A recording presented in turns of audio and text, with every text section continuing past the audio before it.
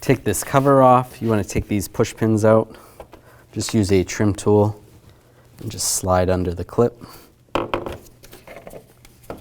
Take those out. There's some there, there, and a couple over there. These ones, I use a 90-degree pick to slide those out. And take those off. And take these screws out. Use a T20 socket.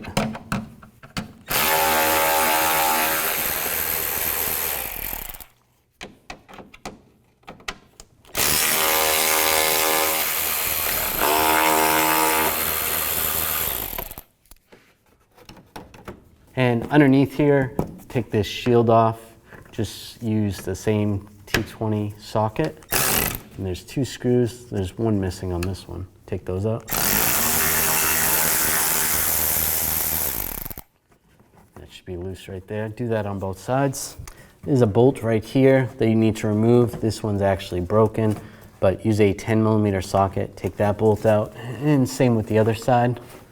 Now on the side, take these screws out. You don't necessarily need to have the tire off. We just happen to have the tire off. Use the same T20 socket.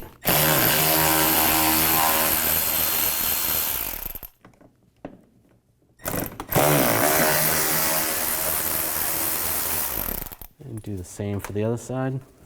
If you reach around here, you can disconnect the connector for the fog lights. Just push down on the tab and release it. You can use a trim tool and just pry underneath here. This should pry up. There is clips in here. Sometimes they break.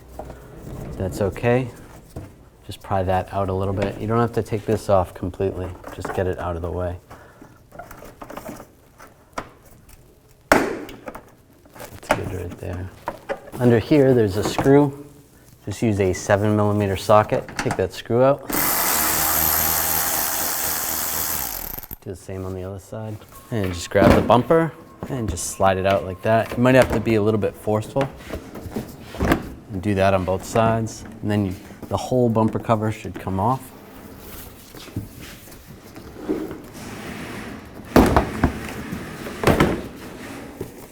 It helps to have 2 people do this, but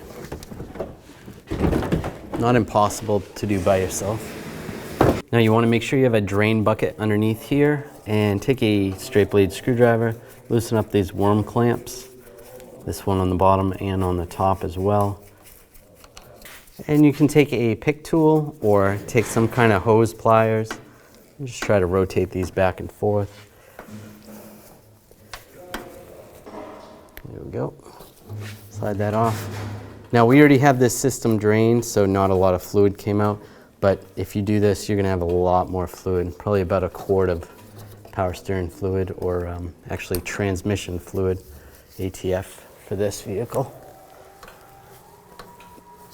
And slide the top one off as well.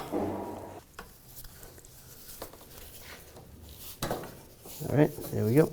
Now you can take the shield off, use a trim tool, and just pop these trim clips out, or push pins. Now it's not going to come past this. It does go around that. Just keep those in there for now. So that's going to be loose like this. And now we're going to take these 2 nuts off, right there and right there. Use a 15mm socket.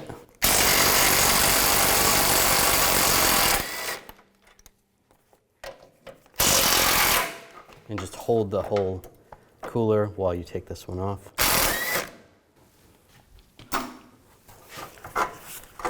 And just slide it up, just like that. We notice this piece is broken on this vehicle. If the cooler doesn't come down right there, you're gonna have to pop this little piece off. Just use a trim tool and just slide this over, and then the hoses, you can take those off. When you go to install the new cooler, if you fold that over like that, you can slide that over there and then slide that back in position. Then you can go push this push piece back on. And you can always use a socket to go over there and give it a little tap, but that looks good right there. And take this cover and just take it next to the old one. And just slide it on the new one, just like it went.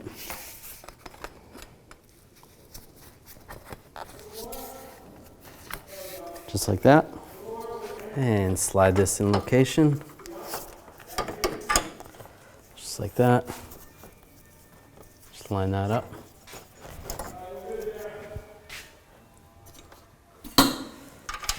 Put the nuts on.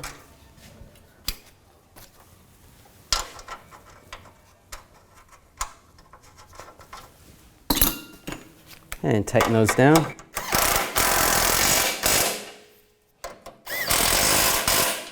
Take all the push pins and push those back in. Take those worm clamps. It would be a good idea to get new ones, but you don't have to if they're still good. And slide these over the pipes. And take the hoses and slide the hoses on.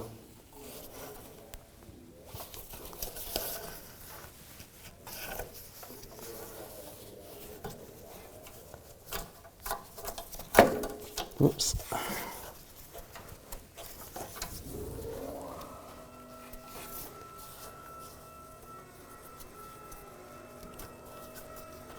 Get those in position. And tighten these down. Just snug, not too tight. You can always recheck them when they're done, after you've driven the vehicle. Make sure they're not leaking. You can access these from underneath. Not very easily, but you can with the bumper cover still on. Now we can reinstall the bumper cover. Just line this up.